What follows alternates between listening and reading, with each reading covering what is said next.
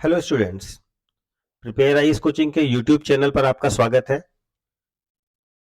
Prelims short की जो series कर रहे हैं उसमें आज हमने जो टॉपिक लिया है वो landmark judgments of supreme court है, जिसके अंतर्गत उच्चतम न्यायालय ने कौन कौन से महत्वपूर्ण निर्णय पिछले साल डेढ़ साल में लिए हैं उसकी चर्चा हम लोग करेंगे।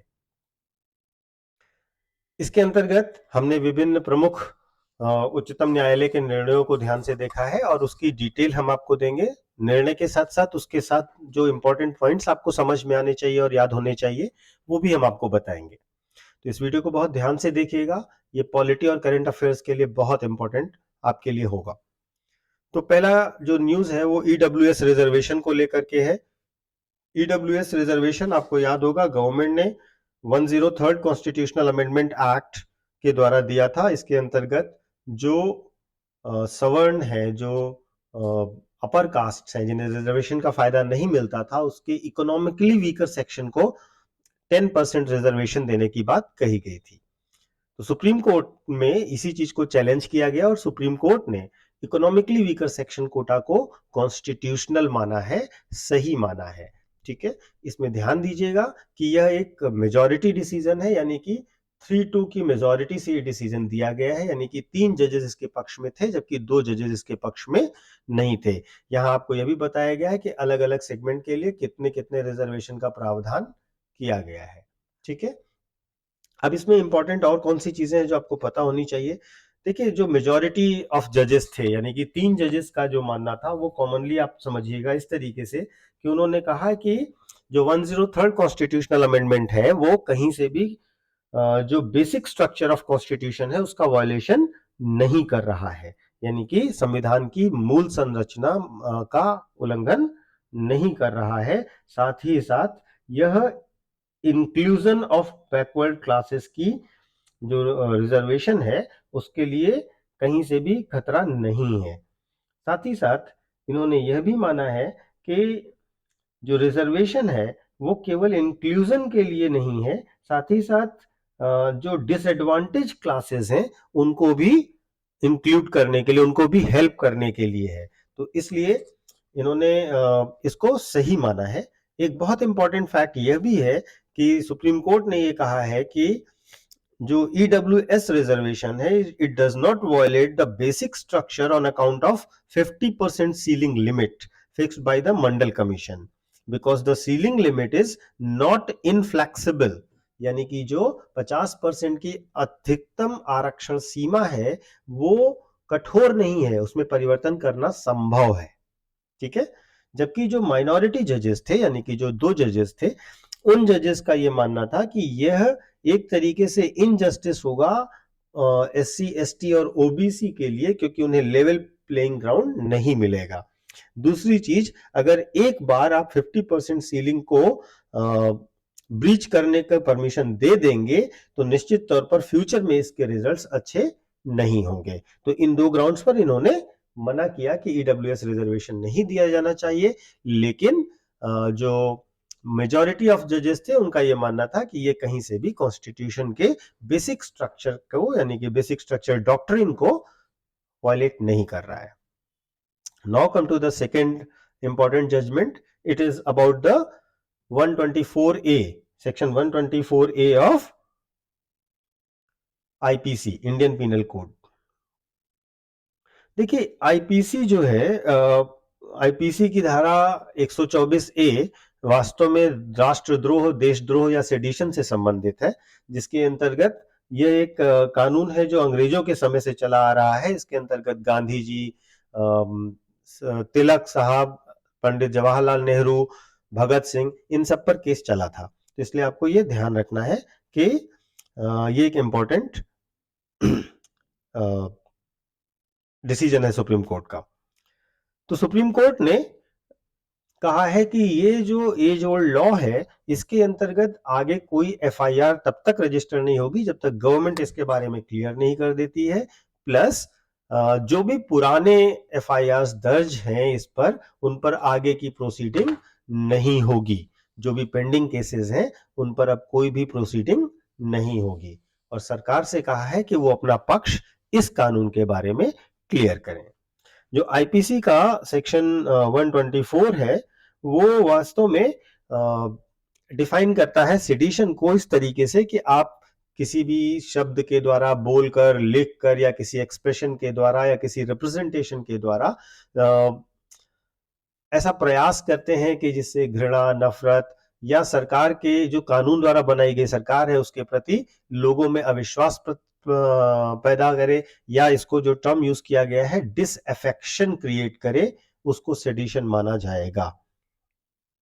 ठीक है, तो ये हो गई आपकी दूसरी इंपॉर्टेंट जजमेंट। तीसरा जो है वो हिजाब को लेकर है। हिजाब पर भी बटा हुआ निर्णय आया है। हिजाब पर एक्चुअली स्प्लिट वर्डिक्ट है। 2 जजेस की बेंच ने इसको सुनवाई की थी, जिसमें से एक जज कर्नाटका गवर्नमेंट के हिजाब बैन को सही मानते हैं, जबकि दूसरे जज उसे गलत मानते हैं। तो ये न्यूज इंपॉर्टेंट है। आज तक की स्थिति यही है कि अब इसको लार्जर बेंच में सुनना है। तो अभी जो स्थिति है उसके डिसीजन के हिसाब से हम बात करते हैं। इसमें 2 जजेस थे, एक जस्टिस हेमंत गुप्ता थे और दूसरे जस्टिस सुधांशु धूलिया थे। जस्टिस हेमंत गुप्ता गवर्नमेंट के बैन करने के डिसीजन को सही मानते हैं, क्योंकि वो मानते हैं कि ये सेकुलर इंस्टीट्यूट्स या स्कूल्स हैं जिनको स्टेट फंड से मेंटेन किया जा रहा है। जबकि सुधांशु धूलिया का ये मानना था कि क्या पहनना है और क्या नहीं पहनना है ये वास्तव में मैटर ऑफ चॉइस है, और एक तरीके से हिजाब जो है वो मुस्लिम बच्चियों के लिए की टू एजुकेशन है। तो इस वजह से इसको बैन नहीं किया जाना चाहिए। तो ये स्प्लिट डिसीजन है, इतना आप ध्यान रखिएगा। नेक्स्ट पर आते हैं abortion for unmarried women. Abortion for unmarried women जो है वो एक बड़ा मुद्दा रहा है भारत में। इसके अंतर्गत सुप्रीम कोर्ट ने ये कहा है कि जो पुराना कानून था medical termination of pregnancy act, MTP act 1971 का, करीब 51 साल पुराना कानून है। इस कानून के अंतर्गत ये कहा गया था कि जो अनमैरिड वुमेन है वो 24 वीक्स तक की प्रेगनेंसी के बाद टर्मिनेशन नहीं करवा सकती हैं। ठीक है, तो सुप्रीम कोर्ट ने इसके संबंध में डिसीजन देते हुए कहा है कि आर्टिकल 21 जो कॉन्स्टिट्यूशन का है, जो राइट टू लाइफ देता है, वो अनमैरिड वुमेन को राइट टू चॉइस भी दे रहा है, और इसी कारण वो भी उतने ही अधिकार प्राप्त करेंगी जितनी मैरिड वुमेन प्राप्त करती हैं with respect to termination of pregnancy. ठीक है, तो सेम राइट दिया है मेडिकली सेफ अबॉर्शंस का, जो मैरिड वुमेन को है वही अनमैरिड वुमेन को है। ठीक है, आपको इसमें एमटीपी एक्ट 1971 भी जानना चाहिए। ठीक है, इसके साथ साथ कोर्ट का यह भी कहना था कि आर्टिकल 14 के अंतर्गत जो राइट टू इक्वालिटी दी गई है उसका भी वायलेशन करता है। और अभी की स्थिति यह है कि चाहे सिंगल वुमेन हो, अनमैरिड वुमेन हो या मैरिड वुमेन हो, वो 20 से 24 सप्ताह तक की प्रेगनेंसी को सेफ और लीगल तरीके से अबॉर्ट करवा सकती है। Now come to the next decision, reservation to the Vanniyar community. देखिए, वेनियार कम्युनिटी जो है वो तमिलनाडु में पाई जाती है। तमिलनाडु गवर्नमेंट ने क्या किया था, वेनियार कम्युनिटी को रिजर्वेशन दिया था 10% का। ठीक है, और इस 10% के डिसीजन में रिजर्वेशन में जो वहां पर कैटेगरी है, उस कैटेगरी को मोस्ट बैकवर्ड क्लासेस कैटेगरी कहा गया है। इसके अंतर्गत जो रिजर्वेशन है वो वेनियार कम्युनिटी को 10.5% दिया गया था। इसको सुप्रीम कोर्ट ने अनकॉन्स्टिट्यूशनल माना है, क्योंकि उन्होंने कहा है कि जो 10.5% रिजर्वेशन दिया गया है वेनियार कम्युनिटी को, वो फंडामेंटल राइट्स ऑफ इक्वालिटी का वायलेशन कर रहा है, नॉन डिस्क्रिमिनेशन का वायलेशन कर रहा है, और इक्वल अपॉर्चुनिटी का वायलेशन कर रहा है। क्योंकि इस मोस्ट बैकवर्ड कम्युनिटीज यानी कि एमबीसीज में करीब 115 जातियां हैं जिनको इक्वल अपॉर्चुनिटी मिलनी चाहिए, और जो तमिलनाडु की डीनोटिफाइड कम्युनिटीज हैं उनको भी समान अधिकार है आरक्षण प्राप्त करने का। तो इसलिए सुप्रीम कोर्ट ने गवर्नमेंट के इस डिसीजन को इनवैलिड करार दिया है और कहा है कि इनको अलग से रिजर्वेशन यानी कि सब कैटेगरी रिजर्वेशन नहीं दिया जाना चाहिए। नेक्स्ट, आधार को लेकर के डिसीजन है। आधार का केस जो है उसमें गवर्नमेंट से मतलब एक्चुअली सुप्रीम कोर्ट को ये डिसाइड करना था कि क्या आधार कार्ड कॉन्स्टिट्यूशनली वैलिड है या नहीं है। तो सुप्रीम कोर्ट ने इसको क्लियर किया है और सुप्रीम कोर्ट ने कहा है कि जो आधार है वो कुछ चीजों के लिए मैंडेटरी होना चाहिए, लेकिन कुछ चीजों के को इसके मैंडेटरी प्रोविजन से बाहर कर दिया है। ठीक है, यानी कि आधार को लेकर पोजीशन स्पष्ट करी है सुप्रीम कोर्ट ने।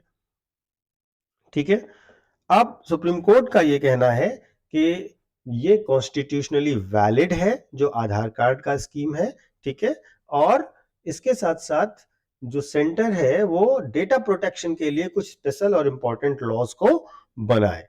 ठीक है, और इसके अंतर्गत अब आपको ये जान लेना जरूरी है कि वर्तमान स्थिति क्या है। वर्तमान स्थिति के अंतर्गत इन चीजों में आधार की अब जरूरत नहीं है, मतलब मैंडेटरी नहीं है, जैसे कि स्कूल में एडमिशन लेना है, बैंक में खाता खोलना है या खाते को लिंक कराना है, सिम कार्ड लेना है या फोन का कनेक्शन लेना है, यूजीसी की, नीट की, सीबीएसई की परीक्षाएं हैं उसके लिए। लेकिन आधार कार्ड जरूरी कहाँ है? जहां पर आप सरकारी योजनाओं के बेनिफिट्स ले रहे हैं, पैन कार्ड को आधार कार्ड से लिंक कराने के लिए और इनकम टैक्स रिटर्न देने के लिए, फाइल करने के लिए। तो इन चीजों में आधार कार्ड को अभी भी मैंडेटरी रखा गया है। नेक्स्ट आते हैं एडल्ट्री वर्डिक्ट पर। एडल्ट्री वर्डिक्ट जो है वो बेसिकली बहुत इंपॉर्टेंट है करंट अफेयर्स के हिसाब से। इसके अंतर्गत सुप्रीम कोर्ट ने कहा है कि जो 150 साल पुराना एडल्ट्री लॉ है उसको खत्म किया जाए। वास्तव में आईपीसी की धारा 497 एडल्ट्री को पनिशेबल ऑफेंस बना देती थी। इसके अंतर्गत क्या होता था कि कोई भी पर्सन अगर उसकी वाइफ अडल्ट्री के मामलों में है तो वाइफ के लवर पर केस कर सकती थी। ऐसा ही अधिकार महिला को नहीं दिया गया था। तो एक तरीके से मतलब महिला अपने पति जिसके साथ अडल्ट्री कर रहा हो ऐसा महिला केस कर सकती हो, ये अधिकार नहीं दिया गया था। तो इस वजह से कोर्ट की 5 जजेस बेंच ने ये कहा कि ये एक तरीके से गलत है, राइट टू इक्वालिटी का वायलेशन है और वुमेन डिग्निटी के अगेंस्ट है। इसलिए सेक्शन 497 ऑफ आईपीसी को समाप्त किया जाता है। ठीक है, तो ये एडल्ट्री को लेकर डिसीजन था। आपको सेक्शन याद रखना है और एडल्ट्री से रिलेटेड है, ये याद रखना है। सबरीमाला वर्डिक्ट आपने सुना होगा, बहुत इंपॉर्टेंट केस है। सबरीमाला केरला में एक मंदिर है लॉर्ड अयप्पा का। यहाँ पर 10 से 50 साल तक की वुमेन्स को टेंपल में एंट्री में की परमिशन नहीं थी। सुप्रीम कोर्ट ने सबरीमाला के केस में कहा है कि ये women's right to practice religion का वायलेशन है और इसलिए इसको नहीं माना जाएगा। तो इस तरह से इसको प्रैक्टिस नहीं किया जा सकता है। ये ध्यान रखिएगा कि ये 5 जजेस की बेंच थी जिसने ये डिसीजन लिया है, जो डिसीजन 4-1 से हुआ है। ठीक है, तो सुप्रीम कोर्ट में और ये जो कंसेंट ना देने वाली जज थे वो एक महिला जज थी, जस्टिस इंदू करके नाम है इनका, इंदू मल्होत्रा। ठीक है, तो इन्होंने कहा कि नहीं, रिलीजियस मामलों में स्टेट को इंटरफेयर, कोर्ट को इंटरफेयर नहीं करना चाहिए। लेकिन बाकी 4 जजेस का ये मानना था कि ये एक गलत प्रैक्टिस है जो संविधान के अनुच्छेद 25 का वायलेशन सीधे सीधे कर रही है, जिसमें हर व्यक्ति को अपने रिलीजन को मानने और प्रैक्टिस करने का अधिकार दिया गया है। इसके साथ साथ ये इक्वालिटी का भी वायलेशन कर रही है। और कोर्ट का ये भी ऑब्जर्वेशन रहा कि जो रिलीजन में पैट्रियार्की है, जो पितृसत्तात्मक भावना है, उसी ने ही महिलाओं को धर्म में इस तरीके के कार्यों से रोक रखा है। ठीक है, तो ये भी ध्यान रखिएगा कि अन्य धर्मों में भी ऐसी व्यवस्थाएं हैं, तो कोर्ट के इस डिसीजन से बाकी जगहों पर भी ये रेफरेंस लिया जा सकता है। Now come to the next section 377 को पूरे तरीके से नहीं, लेकिन उसके कुछ पार्ट्स को कोर्ट ने समाप्त कर दिया है। 377 जो है उसके अंतर्गत जो सेम सेक्स है उसको, सेम सेक्स एक्टिविटीज है उसको लीगलाइज किया गया है। अगर दो कंसेंटिंग अडल्ट ऐसा कर रहे हैं तो उसको क्राइम नहीं माना जाएगा। ठीक है, जो 377 ऑफ आईपीसी है वो वास्तव में ब्रिटिश इंडिया के दौर का बना हुआ कानून है और उसके अंतर्गत कोई भी unnatural practice relating to sexual behaviour अपराध माना गया था, जो कि पनिशेबल था। लेकिन कोर्ट ने ये क्लियर किया है कि ये आर्टिकल 14 के अंतर्गत जो इक्वालिटी की गारंटी दी गई है वो सभी लोगों के लिए है, सभी लोगों को अपनी चॉइस का अधिकार है और इससे एलजीबीटीक्यू कम्युनिटी को बहुत सारी सुविधाएं मिल जाएंगी इस डिसीजन के बाद। हालांकि आपको ये भी ध्यान रखना है कि इस डिसीजन के बाद भी जो कोई भी ऐसी सेक्सुअल एक्टिविटीज है जो माइनर्स के साथ है, चिल्ड्रंस के साथ है, नॉन कंसेंसुअल है या एनिमल्स के साथ है, वो दंडात्मक बनी रहेगी, यानी उस पर दंड मिलेगा। नाउ लास्ट है, नहीं लास्ट नहीं है, एथुनेसिया वर्डिक्ट है। नेक्स्ट है एथुनेशिया यानी कि इच्छा मृत्यु। कोर्ट ने कहा है कि पैसिव एथुनेशिया जो है वो परमिशेबल है, आपको दी जा सकता, आप ले सकते हैं उसकी सुविधा, ठीक है। इसको एक तरीके से लीगली वैलिडिटी दे दी है और इसके साथ साथ एक और टर्म को भी वैलिडिटी दी है जो कि लिविंग विल कहलाती है। तो इन दोनों टर्म को भी आपको समझ लेना चाहिए। पैसिव एथुनेशिया वो कंडीशन होती है जहां पर कोई व्यक्ति मेडिकली इस कंडीशन में पहुंच जाता है जहां पर वो रिकवर होने की कंडीशन में नहीं होता। उस केस में सुप्रीम कोर्ट ने ये परमिशन दी है कि आप हाई कोर्ट के दिशा निर्देश में एक मेडिकल पैनल बनाइए। वो मेडिकल पैनल अगर ये कहता है कि ये रिकवरेबल है और बहुत समस्याएं हैं तो वहां पर पैसिव एथुनेशिया दी जा सकती है, लेकिन ऐसी इच्छा मृत्यु में केवल मेडिकल ट्रीटमेंट को ही विड्रॉ किया जाएगा जिससे वो धीरे धीरे उसकी डेथ हो जाए। बाकी कोई तरीका किसी को भी एथुनेशिया अलाउ नहीं है, ठीक है। लिविंग विल वो होती है कि जब भी कोई पेशेंट है और उसको लगता है कि वो अब आगे डिसीजन लेने में संभव नहीं है, उसके लिए ये बहुत ही ज्यादा बीमार है या अपनी कंसेंट देने में आगे संभव नहीं है, तो वो किसी व्यक्ति के लिए अपनी लिविंग विल दे सकता है और वो व्यक्ति जिसको लिविंग विल में नॉमिनेट किया गया हो वो मेडिकल रिलेटेड उसके सारे डिसीजंस फर्दर ले सकता है। तो लिविंग विल का जो कॉन्सेप्ट है वो भी यहां से ऑथराइज होता है। तो नेक्स्ट पर आते हैं। नेक्स्ट है SC/ST amendment act. SC/ST amendment act जो है उसमें सुप्रीम कोर्ट ने क्या किया है, सुप्रीम कोर्ट ने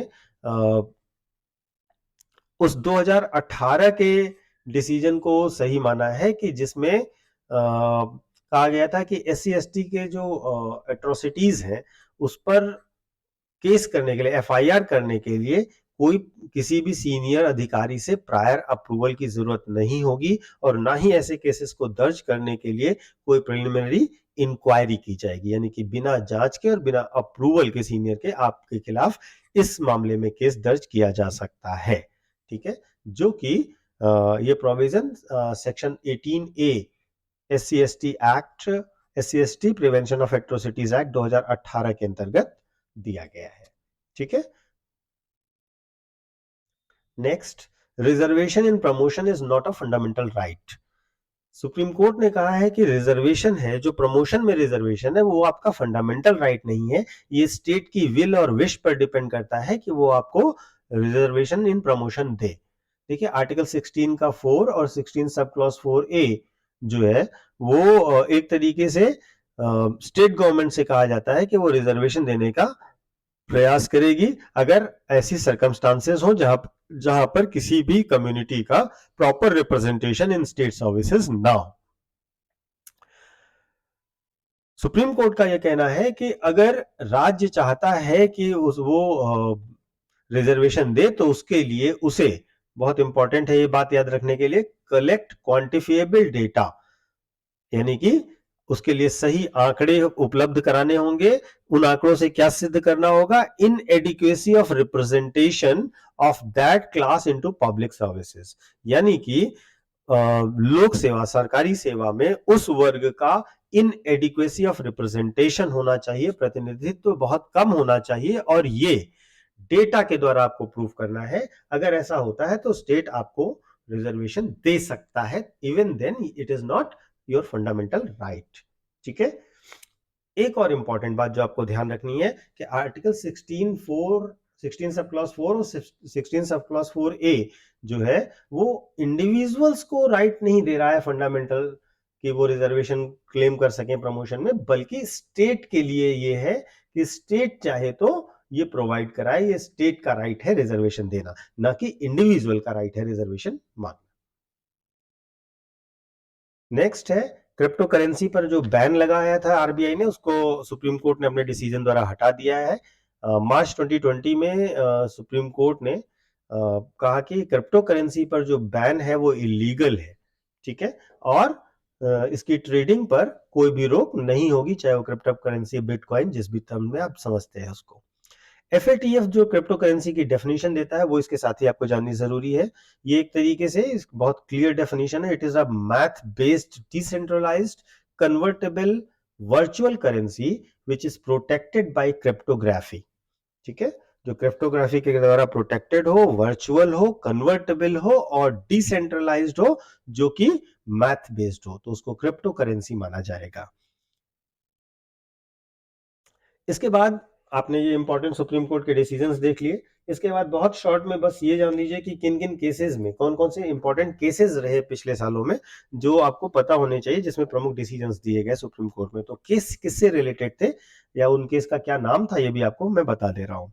ये बहुत शॉर्ट में है, बस तुरंत आपको समझ आ जाएगा। नंबर 1, जो पहला केस जो है वो Jacob Puliyel versus union of India है, और इसमें सुप्रीम कोर्ट ने कहा था कि आप को जो कोविड-19 का वैक्सीनेशन है वो फोर्सफुली नहीं करवा सकते हैं, क्योंकि ये आर्टिकल 21 का वायलेशन होगा, तो फोर्सफुल वैक्सीनेशन ऑफ कोविड-19 नहीं किया जा सकता।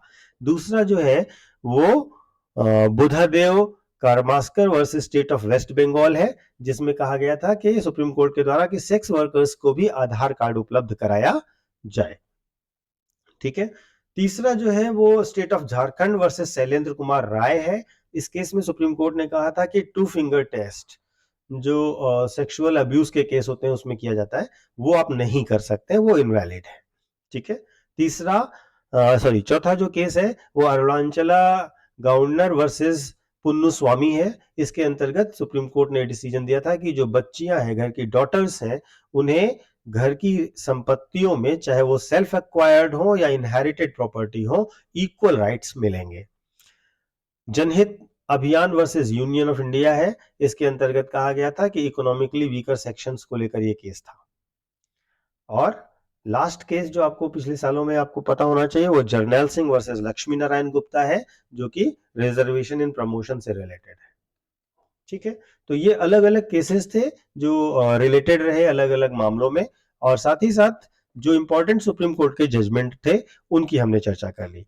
तो इस प्रकार आप इसको देखिए ध्यान से, जो इंपॉर्टेंट नोट्स हैं वो बना लीजिए। अगर कोई भी मुद्दा है, कोई चीज समझ नहीं आ रही है तो आप पूछ सकते हैं। अगले वीडियो में मिलते हैं। Thank you.